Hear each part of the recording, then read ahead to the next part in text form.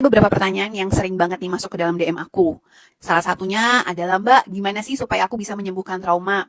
Atau, Mbak, gimana sih caranya supaya aku nggak menurunkan trauma ke anakku? Biasanya pertanyaan-pertanyaan itu aku jawab dengan pergi ke psikolog.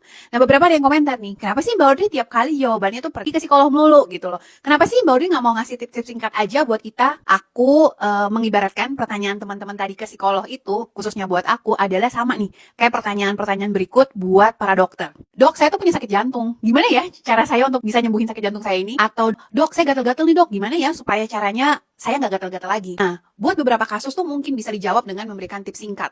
Tapi banyak dari kasus-kasus itu yang nggak bisa. Atau malah tips singkat yang kita kasih itu malah jadi nggak tepat sasaran. Nah, biasanya tuh dokter perlu tahu dulu, nih yang dimaksud sama si pasien ini sakit jantung apa ya? Gatal-gatalnya tuh kayak gimana ya bentuknya, warnanya, terus ada di bagian mana di dalam tubuh, terus juga mungkin intensitas, udah gatalnya berapa hari nih, sakit perutnya udah berapa lama nih, dan itu pasti penanganannya beda-beda banget gitu. Dalam konteks-konteks tertentu, bahkan perlu ada check up ulang gitu. Misalnya perlu CT scan kah, biopsi kah, atau apa gitu.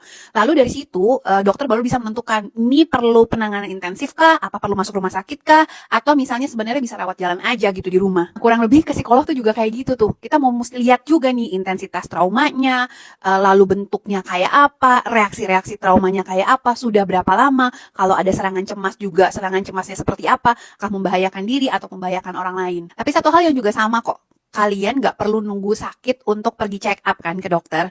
Sama, kalian gak perlu harus ada gangguan kesehatan mental tertentu untuk bisa ke psikolog. Boleh kok, gak perlu ada case-case tertentu, kalian bisa datang check up aja. Apakah komunikasiku udah cukup sehat dengan pasangan? Apakah aku sudah punya koneksi yang cukup baik dengan pasangan? Jadi, maaf ya kalau aku nggak bisa jawab pertanyaan-pertanyaan kalian, gimana ya Mbak caranya sembuh gitu. Bukannya aku nggak mau, tapi memang kita untuk memberikan tips-tips, untuk memberikan quote-unquote resep obatnya, kita perlu tahu dulu nih, apa sih yang kalian alami, sudah berapa lama, dalam kondisi-kondisi apa itu menjadi lebih baik atau menjadi lebih buruk. Jadi itulah kenapa alasan aku akan ngasih jawabannya ke kalian adalah ke psikolog, karena ke psikolog akan jadi lebih punya nih kita datanya, apa sih yang kalian butuhin. Semoga membantu ya.